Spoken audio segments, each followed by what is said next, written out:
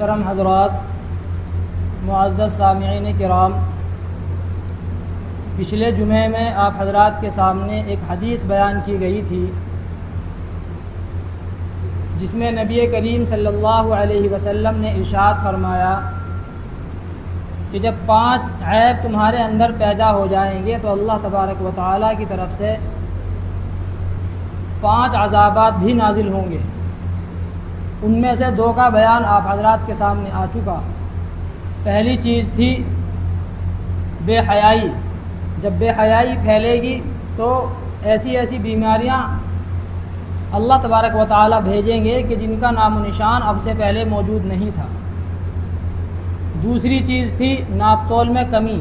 ناپ تول میں کمی ہوگی تو اللہ تبارک و تعالیٰ قحط پیدا کر دیں گے اور حکمرانوں کی طرف سے ظلم و زیادتیاں ہوں گی۔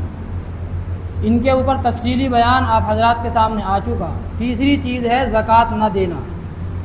آپ صلی اللہ علیہ وسلم نے ارشاد فرمایا کہ اگر تم زکوٰۃ نہیں دو گے تو اللہ تبارک و تعالیٰ بارش کو روک لے گا۔ بارشوں کو اللہ تبارک و تعالیٰ روک لے گا۔ آگے آپ صلی اللہ علیہ وسلم فرماتے ہیں کہ اگر جانور نہ ہوتے تو اللہ تبارک و تعالیٰ ایسے لوگوں پر پانی کا ایک قطرہ بھی نہ برساتا۔ جن لوگوں کے اندر زکوٰۃ نہ دینے کی بیماری اور عیب پیدا ہو جائے تو اللہ تبارک و تعالیٰ ان کو بارش سے محروم کر دیتا ہے، اور اگر بارشیں ہوتی ہیں تو ایسی ہوتی ہیں جو خود عذاب بن جاتی ہیں۔ سیلاب آ جاتے ہیں، مکانات تباہ ہو جاتے ہیں، کاروبار ٹھپ ہو جاتا ہے، زیادتی ہو جاتی ہے پانی کی۔ تو آپ صلی اللہ علیہ وسلم نے فرمایا کہ اگر تم زکوٰۃ نہیں دو گے تو اللہ تبارک و تعالیٰ بارشوں کو روک لے گا۔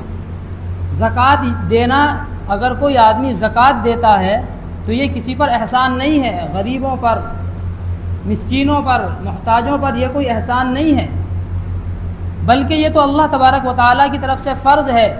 اللہ تبارک و تعالیٰ نے دنیا کا نظام ایسا بنایا ہے، کسی کو مال کم دیا ہے، کسی کو زیادہ دیا ہے۔ اگر سب کے پاس برابر مال ہوتا تو دنیا کے جو دیگر کام ہیں وہ ٹھپ ہو جاتے۔ آدمی جو کام کرتا ہے وہ اس لیے کرتا ہے تاکہ مال کمائے۔ اگر سب کے پاس ہی مال ہو تو پھر بتائیے کام کون کرے گا؟ سارے ہی مالدار ہوں تو بتائیے چپل کون کاٹے گا؟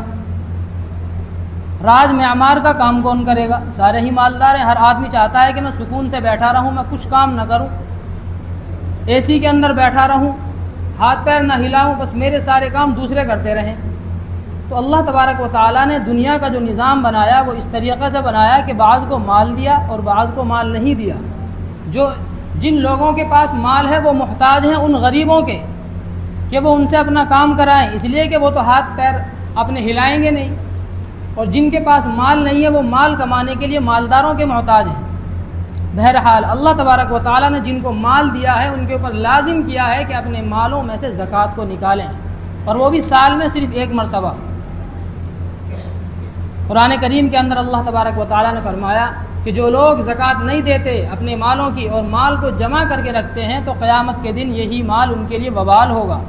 جہنم کی آگ میں اس مال کو تپایا جائے گا اور ان کے بدن کو اس مال سے داغا جائے گا اور کہا جائے گا ھذا ما کنزتم لانفسکم، یہی وہ مال ہے جو تم نے اپنے لیے جمع کر کے دنیا کے اندر رکھ رکھا تھا، آج تم اس کا عذاب چکھو۔ ایک جگہ فرمایا سیطوقون ما بخلوا به یوم القیامہ، کہ جو مال آدمی جمع کر کے رکھتا ہے اور اس کی زکوٰۃ نہیں دیتا ہے، اللہ کے راستے میں اس مال کو خرچ نہیں کرتا ہے، تو قیامت کے دن اس مال کا طوق بنا کر کے اس کے گلے میں لٹکا دیا جائے گا، جس سے سب لوگ اس کو پہچان لیں گے کہ یہ دنیا میں مہا کنجوس تھا، مال جمع کر کے رکھتا تھا لیکن غریبوں پر اللہ تبارک و تعالیٰ کے نام پر ایک دمڑی نہیں نکالتا تھا۔ سب پہچان لیں گے اس کو، ایسی مہر لگائیں گے اللہ تبارک و تعالیٰ۔ تو آپ صلی اللہ علیہ وسلم نے جو تیسرا آیت بیان فرمایا وہ زکوٰۃ نہ دینا۔ اسی طریقے سے چوتھی چیز جو آپ صلی اللہ علیہ وسلم نے بیان فرمائی کہ اللہ اور اس کے رسول کا عہد اگر تم توڑو گے تو اللہ تبارک و تعالیٰ دشمنوں کو تمہارے اوپر مسلط کر دیں گے۔ اللہ اور اس کے رسول کا عہد کیا ہے؟ ہم نے جب آپ صلی اللہ علیہ وسلم کے اوپر جب ہم ایمان لے آئے اور ہم نے کلمہ پڑھ لیا لا الہ الا اللہ محمد الرسول اللہ، تو لا الہ الا اللہ یعنی کوئی معبود نہیں ہم صرف اللہ تبارک و تعالیٰ کی بات مانیں گے، اس کا مطلب یہ ہے، مفہوم اس کا یہ ہوا، ہمارا کوئی معبود نہیں، ہمارے اوپر کوئی حاکم نہیں، ہم کو رزق دینے والا کوئی نہیں، بگڑی بنانے والا کوئی نہیں، دکھ درد دینے والا کوئی نہیں۔ تو مطلب کیا ہوا اس کا کہ ہم صرف اسی کی مانیں گے، محمد الرسول اللہ، اور آپ صلی اللہ علیہ وسلم کی اطاعت کریں گے، تابعداری کریں گے، جو اللہ تبارک و تعالیٰ کے احکامات آپ صلی اللہ علیہ وسلم ہم تک پہنچائیں گے، ہم ان پر عمل کریں گے۔ یہ اس پورے کلمے کا حاصل ہوا۔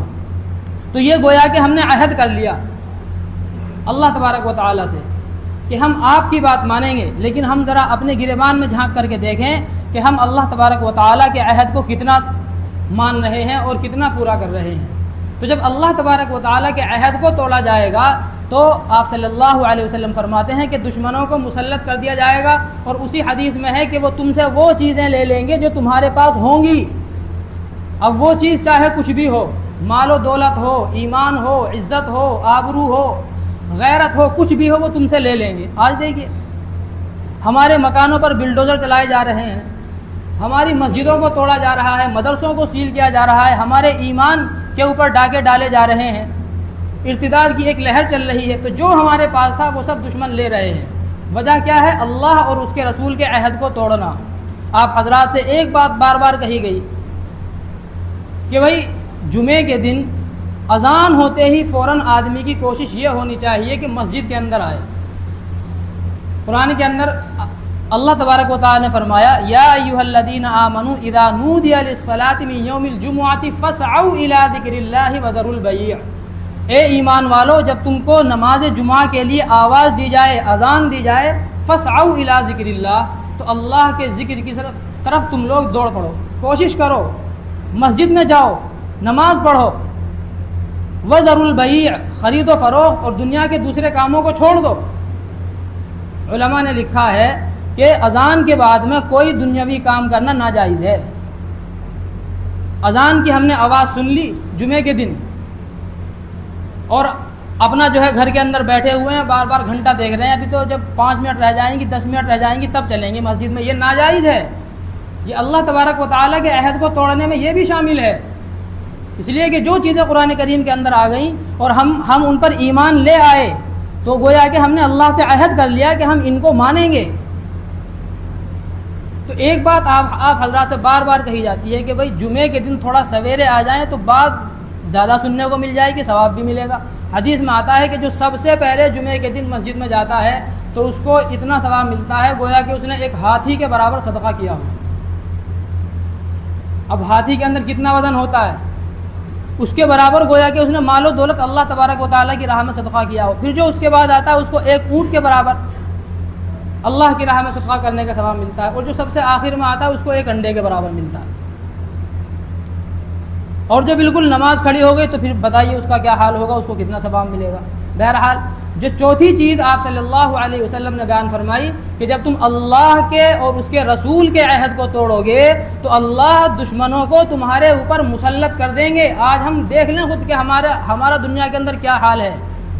دوسرے نمبر کا جو مذہب ہے وہ دنیا کے اندر اسلام ہی ہے، لیکن کوئی عزت نہیں، جان کی، مال کی کوئی اہمیت نہیں، کوئی قدر نہیں۔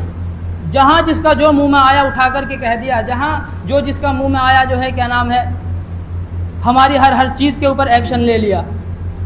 تو یہ وجہ اس کی ہے کہ ہم نے اللہ اور اس کے رسول کے عہد کو توڑا، بات نہیں مانی۔ قرآن کریم کے اندر اللہ فرماتے ہیں وَأَنْتُمُ الْأَعْلَوْنَ إِن كُنتُم مُؤْمِنِينَ، تم ہی اونچے رہو گے دنیا کے اندر، لیکن شرط یہ ہے کہ تم پکے مومن بن جاؤ، جو اللہ اور اس کے رسول کی تعلیمات ہیں ان پر عمل کرو۔ رسول کی تعلیمات صرف نماز، روزہ، صرف یہ نہیں ہے، رہن سہن، کھانا پینا، چہرہ مہرہ، لباس، ہر چیز آپ صلی اللہ علیہ وسلم کی تعلیمات کے مطابق ہونی چاہیے۔ ہمارا چہرہ آپ صلی اللہ علیہ وسلم کی تعلیم کے مطابق ہونی چاہیے، چہرے پر داڑھی ہونی چاہیے، ایک مجھ سے کم داڑھی رکھنا حرام ہے، ہر انسان کو معلوم ہے۔ دنیا کے اندر بلکہ یوں کہیے کہ مسلمانوں کے اندر 2 عیب ایسے ہیں، 2 گناہ ایسے ہیں جن کے اندر اکثر لوگ شامل ہیں۔ جو 2 گناہ ہیں ان کے اندر اکثر لوگ شامل ہیں۔ ان کے اندر بہت سے نمازی بھی ہیں، 5 وقت کی نمازیں بھی پڑھ رہے ہیں، تہجد بھی پڑھ رہے ہیں، حج بھی کر رہے ہیں، زکوٰۃ بھی جو ہے اپنے ٹائم پر ادا کر رہے ہیں، لیکن 2 گناہ ایسے ہیں کہ جن کے اندر اکثریت ملوث ہے۔ وہ کون کون سے ہیں؟ پہلی چیز ہے بد نظری۔ بد نظری ایسا گناہ ہے کہ اس کا کسی کو کچھ پتہ ہی نہیں چلتا کہ آدمی کیا کر رہا ہے۔ اکثر لوگ جو ہے اس بیماری کے اندر مبتلا ہیں۔ بد نظری، غیر محرم کو دیکھنا، اس کے اوپر نظر ڈالنا، اور دوسری چیز ہے داڑھی کٹانا۔ اکثر مسلمان ان 2 بیماریوں کے اندر مبتلا ہیں۔ تو ہم غور و فکر کریں، ہم اللہ اور اس کے رسول کے عہد کو توڑ رہے ہیں۔ ہم اللہ اور اس کے رسول کی بات مانیں گے تو دنیا کا بھی فائدہ، آخرت کا بھی فائدہ۔ بات سمجھ، کسی بس کے اندر ہم لوگ جا رہے ہوں، 3-4 اس کے اندر سکھ بیٹھے ہوئے ہوں، تو ایسا لگتا ہے کہ پوری گاڑی کے اندر سکھ ہی سکھ ہیں۔ کیوں؟ اس لیے کہ وہ اپنے مذہب پر پابندی کے ساتھ عمل کرتے ہیں، سر کے اوپر پگڑی ضرور ملتی ہے ان کے، تو ایسا لگتا ہے کہ پوری گاڑی کے اندر سکھ ہی ہیں۔ اور اگر سب مسلمان ہو لیکن چہرے پر داڑھی نہ ہو تو کوئی نہیں بتلا سکتا، اگر نام نہ پوچھا جائے کہ بھئی یہ ہندو ہے یا مسلمان ہے۔ تو ہمیں اپنی شناخت آپ صلی اللہ علیہ وسلم کے مطابق، آپ کی سنتوں کے مطابق بنانی چاہیے۔ تو یہ 4 چیزیں ہو گئیں۔ اسی طریقے سے اس کے اندر یہ بھی شامل ہے کہ بھائی ہم بہت سارے کام ایسے کرتے ہیں کہ جو بظاہر دیکھنے میں جائز معلوم ہوتے ہیں۔ ان میں سے ایک چیز ہے جو آپ حضرات کے سامنے بیان کرنے سے رہ گئی۔ محلے کے اندر بہت سے بال خریدنے آتے ہیں لوگ، اور عورتیں ان بالوں کو بیچتی ہیں 2000 روپے کلو، 1000 روپے کے آدھا کلو، 500 روپے کے 1 پاؤ۔ اس طریقے سے جو ہے لوگ بالوں کو خریدنے آتے ہیں۔ یاد رکھیے، انسان کی کسی بھی چیز کو بیچنا جائز نہیں ہے۔ انسان کی ہر چیز کی قدر و قیمت ہے، اس کو دفن کرنا چاہیے بالوں کو۔ یہ نہیں کہ اس کو جو ہے آدمی بیچ کر کے مال کمائے، پیسے کمائے، صرف چند روپیوں کی خاطر اپنی آخرت کو تباہ کرنا، یہ کوئی عقل مندی والی بات نہیں ہے۔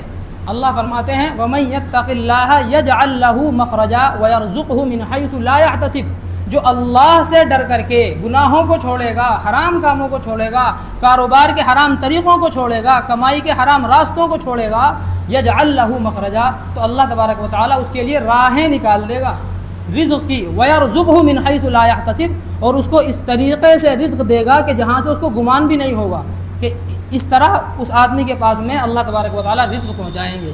تو یہ جو محلے کے اندر آتے ہیں ان کو بھی سمجھائیں، اگر آپ کے دروازے پر کوئی آئے، کوئی مل جائے تو اس کو بھی سمجھائیں، اگر وہ ایمان والا ہے، مسلمان ہے، کہ اس طریقے سے بالوں کو خرید کر کے بیچنا یہ جائز نہیں ہے، تیری روزی حرام ہو رہی ہے۔ جب روزی حرام ہے تو بتائیے اس سے خیر کی امید کہاں سے کی جا سکتی ہے؟